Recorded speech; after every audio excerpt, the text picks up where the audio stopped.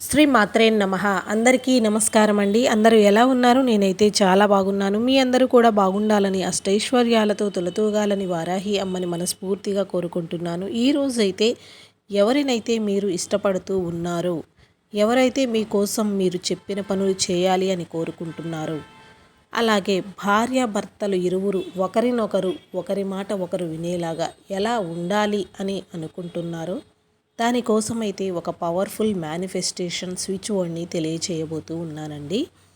ఈ స్విచ్ వర్డ్ని ఒక్కసారి మీరు చెప్పుకుంటే సరిపోతుంది.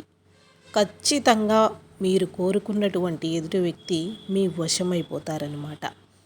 అయితే దీనిని వేరే చెడ్డగా అని యూస్ చేయకుండా కేవలం భార్యాభర్తలు అంటే చాలామంది భర్త చెడు వ్యసనాలకు బానిసైపోయి వేరొక స్త్రీతో సంబంధం ఉండటం వలన ఇంట్లో చిన్న చిన్న మాటలకి గొడవలు పడుతూ ఉన్నట్లయితే కనుక ఖచ్చితంగా ఒకరి మీద ఒకరికి ప్రేమ అనేది ఉన్నా తిరిగి సంతోషంగా కలిసి ఉండలేక బాధపడేవాళ్ళు చాలామంది ఉంటారు. వారందరికీ కూడా ఈ యొక్క స్విచ్ బోర్డ్ అనేది చక్కగా ఉపయోగపడుతుంది. దీని గురించి మరిన్ని వివరాలు చెప్పే ముందుగా వీడియో నచ్చితే లైక్ చేయండి. ఫస్ట్ టైం మన ఛానల్ని ఎవరైనా చూస్తుంటే సబ్స్క్రైబ్ చేసుకోండి. ప్రతి ఒక్కరికి కూడా అంటే భార్యాభర్తలు కావచ్చు, ప్రేమించి విడిపోయిన వారికి కావచ్చు, కనీసం ఈ 5 లక్షణాలు కనుక ఉన్నట్లయితే వాళ్ళ అనుబంధం అనేది చాలా దృఢంగా ఉంటుంది. ముందుగా ఇద్దరికీ కూడా నమ్మకం అనేది ఉండాలి. ఒకరి మాటపై మరొకరికి నిజాయితీ అనేది ఉండాలి. ఒకరిపై మరొకరికి బాధ్యత అనేది ఉండాలి. చిన్న చిన్న విషయాలకి గొడవలు పడకుండా క్షమించేటువంటి గుణాన్ని కూడా కలిగి ఉండాలి. ముఖ్యంగా ఇద్దరికీ కూడా మనస్సులో ఒకరిపై ఒకరికి ప్రేమ అనేది ఉంటే కనుక ఖచ్చితంగా వీరిని ఎవ్వరూ కూడా విడదీయలేరు. ఇన్ని ఉన్నా కూడా మా మధ్య తెలియని ఒక సంఘటన, తెలియని ఒక బాధ వలన విడిపోయాము, జీవితంలో మళ్ళీ మేము తిరిగి కలుసుకోలేమా అనుకొని బాధపడే వాళ్ళ కోసం ఈ యొక్క స్విచ్ బోర్డ్ అనేది చక్కగా ఉపయోగపడుతుంది.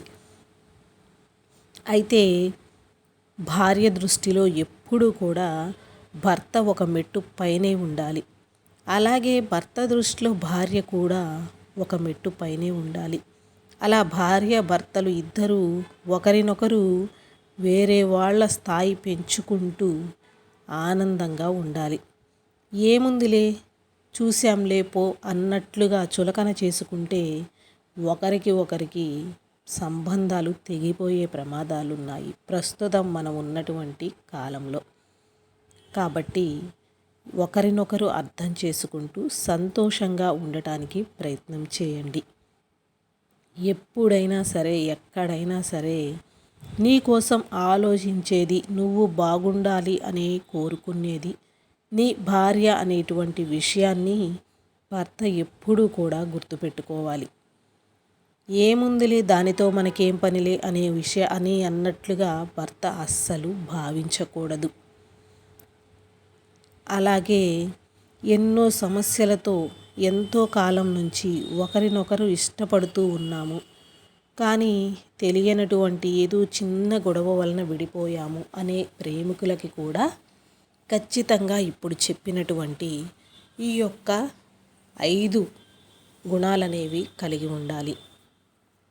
అయితే ఈరోజు చెప్పబోయేటువంటి ఈ యొక్క స్విచ్ వర్డ్కి ఎలాంటి నియమాలు, నిబంధనలు అనేటువంటివి తెలియచేయటం లేదండి. మనకి స్విచ్ వర్డ్స్ అంటేనే ఖచ్చితంగా యూనివర్స్కి సంబంధించినవి కాబట్టి మీరు ఎవరైనా కూడా దీనిని ప్రయత్నం చేయవచ్చు. అంటే నాన్ వెజ్ తిన్నప్పుడు చేయవచ్చా, లేదా పీరియడ్ టైంలో చేయవచ్చా, ఇలాంటి సందేహాలు అయితే ఉంటాయి కదా. ఇప్పుడు నేను చెప్పబోయేటువంటి ఈ యొక్క పరిహారానికి ఎలాంటి నియమాలు లేవన్నమాట. అయితే దీనికోసం మీరు ఖచ్చితంగా ఒక్క 15 to 20 మినిట్స్ అంటే పావు గంట నుంచి 20 నిమిషాల వరకు మీ సమయాన్ని కేటాయించాలి. అప్పుడే మీకు ఖచ్చితంగా ఈ యొక్క అఫర్మేషన్ అనేది వర్కౌట్ అవుతుంది. దానికోసం మీరు ఏం చేయాలి అంటే కనుక ముందుగా ఎవరు ఎవరి కోసం చేయాలి అనుకుంటున్నారు అనేటువంటిది మనస్సులో ఒక స్థిర నిర్ణయాన్ని నిర్ణయించుకోండి. ఎవ్వరూ కూడా మిమ్మల్ని ఇబ్బంది పెట్టకుండా, మిమ్మల్ని పలకరించకుండా ఉండేలాగా ఒక ప్రదేశంలో కూర్చోండి. ఎలాంటి డిస్టర్బెన్స్లు, ఎలాంటి గొడవలు ఏమి కూడా, ఫోన్ రింగ్ టోన్ సౌండ్ కూడా మీ చెవిలో పడకుండా ఉండేలాగా చూసుకోండి.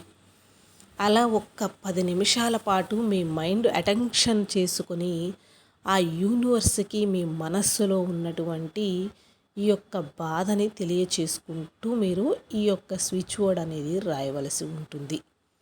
అంటే 5 నిమిషాల పాటు, 10 నిమిషాల పాటు మీ మైండ్, మీ ఏకాగ్రత అనేది మీ దగ్గరే ఉండాలి.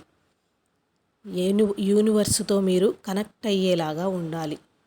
ఎక్కువగా ఇది ఎర్లీ మార్నింగ్ చేస్తే మీ మైండ్ ఫ్రెష్గా ఉంటుంది. మీ కోరికలు కూడా తొందరగా తీరతాయి. అలా అవకాశం లేదు అనుకున్న వాళ్ళు సాయంత్రం పూటైనా ప్రయత్నం చేయవచ్చు అన్నమాట.